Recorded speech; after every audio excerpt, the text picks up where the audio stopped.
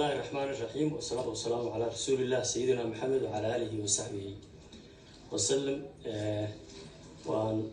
إذن سلام يا دمانتين محمد بروان يا تيم كيسر مهانتي إيو أن يرى ولي قبل يا قوية هنكا إن عاو فرصة عن سهلنا لو مرض يريرون بان صحيا يعني باكرون كيجا أنا أتسوي يونيفرسيتي كمان بحنا سيفل سيرفيس يونيفرسيتي ولا جامعة لوجو كوبرتي أبردين كومنديشن مريض أيان أحا أو اسكتلاندا إيدا مركا لو ذا معلوم بالملاحظين الله ومهندسين والسلام عليكم ورحمة الله وبركاته. وحن عاوة اسكتي دونا إن أقول اسوي دارسنو ما دام شرعي قام فرقضا أي اسوي ما دين كل هني أقويهن kala duwan oo bahda sharciga iyo bulshada rayidka iyo muunadii ama nuqbadii wadankan run ahaantii iyo caasimadaba oo ku saabsan maxaa doodaha maanta jira dib u dhiska qaranka Soomaaliyeed oo maadaama saldhigga uu yahay dastuurku ku saabsan ama baarlamaanka doodihiisa kala socotaan ama media maadaama social media hadda uu aad kala socotaan halkeen maxay ku saabsan yihiin doodahani maxay yihiin afkaarta mesela ku duugan iyo lagu kala duwan yahay ama loo arko dhinac waliba maan rag iyo dumarba waa madaxay afkoodi sida ay ula muuqato intaan gelin waxaan doonayaa in yar inaan dib ugu noqdo legal history taariikhdeenii xagga sharciga inna soo martay ama legal systems waxaynu leenahay legal system mise waxaynu leenahay legal systems oo hab sharci oo mid ah miyaynu leenahay ama qaanuun mise habab kala duwan oo wada jira aan ugu horeysiiyo inta badan the three legal systems baa la yiraahdaa dadka inagu aynu ka mid nahay ama Afrika guud ahaanteeda ama muslim ha noqdaan ama yaani ahaanin muslim oo ka horeeya yahay customary law xeer dhaqameedka maxaa inoo xeer ah oo aragteen haddii dad la guursanayna dhaqan baa xeer loogu noqon jiray habka dhaqanee loo wada nool yahay xeer baa inooga dhignaan jiray xalinta khilaafaadka haddii la istiro hoggaanka dhaqanka ee aynu leenahay deminta colaadaha daaqsinta iyo ceelka biyooda had iyo jeer la isku dili jiray beeraha jaar siday u yihiin iyo siday u wada tabcadaan ama guus u soo wada gooyaan waqtiga in la goodo ay gaadho xeer dhaqameed baa intaasoo dhan aan isku soo maamuleynay hoggaan dhaqan oo hoggaankii dal ummadaas ama beesha ama bulshada ahna waa nahay talabaad ayna soo inoo wehelisa waa shareecada ama shariica loo oo markii diinta islaamku ina soo gaadhay hijratul uula iyaduna waxay nagu yeelatay raadad ilaa maantana ay nagu leedahay oo de aynuna kuba dhaqano dad islaamana nahay haba u badnaadaan dhinaca masalan guurka dhaxalka kala xaqida haddii nabar ay isgaarsiiyaan laba dhinac diyada ama magta kala qaadashadeeda cibaadada iyo mucaamalaadka habdhaqanka kale oo dhanna waa habka sharciga kale aynu leenahay ka saddexaad waxa weeyaan formal legal system nidaamka sharci caadiga ah oo ay yiraahdaan rasmiga ah oo ay noo keeneen colonial masters oo isaga maxaa lagu gartaa dawlad meel barisa oo law enforcement agencies inay leeyihiin maxkamadihii inay jiraan maxkamada leeyihiin sorry penal code inuu jiro ama xeerkii ciqaabta oo ciqaab uu mudanayo awal hore dhaqankan kale ciqaab xabsi lagu geeyo hab dhaqameedkan kale aynu u soo noolay ama shariicada islaamka ku dheeda de mucaamalaad iyo ku dhaqan bay u ahayd iyo xuquuq iyo xuduud wadaag qoyska iyo bulshada gaar u ah laakiin kan rasmiga ah ee habka sharciga rasmiga ah wuxuu leeyahay maxkamado wuxuu leeyahay hay'ado fulineed oo sharciga fuliya sharci ciqaabeed sharci madani iyo mid maamul oo isagana la isku maamulo oo dastuurkii iyo shuruucdii kale ee habka dawladda maamulkiisa mustacmaradii ina soo maray oo Talyaaniga iyo Ingiriisku labaduba waxay inaga tegeen raadad iyo taariikh Italian Somaliland oo koonfurta Soomaaliya ahayd waxay ka soo jeedaa sida maadaama bahas sharci ah u badan tihiin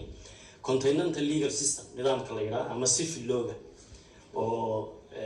sharciga la qoro xeer ama code lagu qoro ah waa sharci qoran written law bay yiraahdaan Talyaanigu waxa kale oo yahay republican jamhuuriyad weeyaan nidaamkiisuna waxa ay unitary mid hab aan federaal ahayn unitary ah oo ka duwan federaalka dowlad dhexe iyo gobollo hoos yimaada nidaam baarlamaaniya bay lahaayeen waxa kale lahaayeen dastuur qoran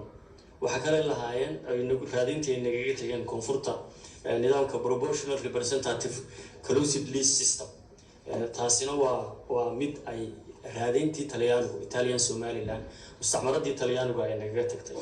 marka waqooyiga la eego British Somaliland waa common law legal system shuruucdan common law wadamada Ingiriiska iyo Mareykanka loo yaqaan Ingiriisku hormuudka u yahay oo iyaga wuxuu yahay case law sharcigu al-hukmu marha al-qadi maxkamaddu sidii uu daraasto dabadeedna mar dhow u noqda sharci lagu dhaqmo oo la xigto ama judge made law garsooruhu door badan uu ku leeyahay waxa Soomaaliya kala gooyay maxaa laga sheegaa oo yahay constitutional monarch oo boqorada hadda waa wax la sheega ma baa Talyaaniga unitary system oo maaha federaal waxa kale leeyihiin multi party politics ama xisbiyada badan sida Talyaanigu leeyihiin nidaam baarlamaani leeyihiin oo taa iskaga mid laakiin Ingiriisku wuxuu leeyahay wax la yiraahdo unwritten constitution oo dastuur qoran ma laha Ingiriisku sida Kenya soo kale la oranayo waa dastuurkii Ingiriiska laakiin halka Talyaaniga ama wadamada kale ay leeyihiin dastuur waxaas wax la sheega ma aha waa laba walaalo leeyahay kulligeen Italian Somaliland la isticmaalayo ay ka soo qaadanay ilaahay maxaa loogu laabana isticmaal ilaaha naga soo saaray ayaa dheereeya wadan xorriyad leh waa Soomaaliya labadaas nidaam sharci waxay wehelinayaan legal system kala duwanaa ee aynu lahayn oo reer waqooyi dhahan alla noo soo noqo Ingiriis oo noo soo noqo in shuruucdii kala duwaneed hadday tahay cashuuraha iyo hadday tahay ciqaabta waxaas ka sheekeynay professor xeerkii ciqaabta habraaciga isu geeyay ciqaabtii madanigii mar dambe wadamada kale ee continentalka Masar waxa uu badatay laga soo qaato iyo qudheedu Faransiiska ka soo qaadatay iyo in habka aynu dooranay ee uu inooga tagay ay ahayd labada mustacmaradood soo marnayba waxa ahayd nidaam baarlamaani ah oo nolosheena dowladnimada door ku lahaa marka nidaamkii baarlamaaniga ahaa iyo kii habkii kale ee inagu abuurnaaye in Soomaalida taladu meel ku ururto haba ahaado wax yiraahdaan suldaanku first among equals dadkan siman ayuu ugu horeeyaa ayaa waxa la isku daray wax hybrid u eeka ah oo nidaamyada dowladnimada caalamku haystaan ama waa madaxtooyo presidential lagu faana isticmaalkiin heesan jira lagu faana xisbiga ugu tirada badan baarlamaanka ka soo baxa iyo madaxweynahooda ah ceremonial sharafeed labadaasi waa laba nidaam oo jira mid saddexaad oo hybrid oo isku dhafan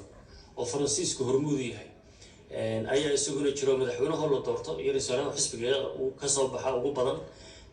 awoodaha ay leeyihiin ay kala baaxad weeyihiin oo awoodda badankeeda madaxweynuhu uu leeyahay inaga keena xildhibaan golaha in badan ku jira intii dood hadda ay noo socotay ayaa wuxuu yiri xildhibaanadii carta sharciyadaana ayaa wuxuu yiri waxaan ku qeexay nidaamkeenu waxa iska dhalay faras iyo dameer ya marka waa baqal hybridna maaha presidentialna maaha parliamentaryna maaha marka nimanka baqasha saarnaa ama dalka baqasha saarnaa 20kii iyo dhowrkii sano u dambeeyay 1960 ilaa 1960 baqasha saarnaa sababihii inqilaabku u dhacayna ay ahayd saluugyadii doorashooyinkii la galay ka yimid waxa kaloo aynu yeelanay oo nidaamkan baqasha 1960kii baan qaadanay ilaa 1960kii uu jiray xisbiyo badan baa la galay 8 حزبي ayaa dalku yeeshay guddidu waxay ka soo shaqeynaysaa dib u qorista wax ka beddelka dastuurka waxa ay iyagu research-kooda ku soo sareeyeen in 4 doorashadii kale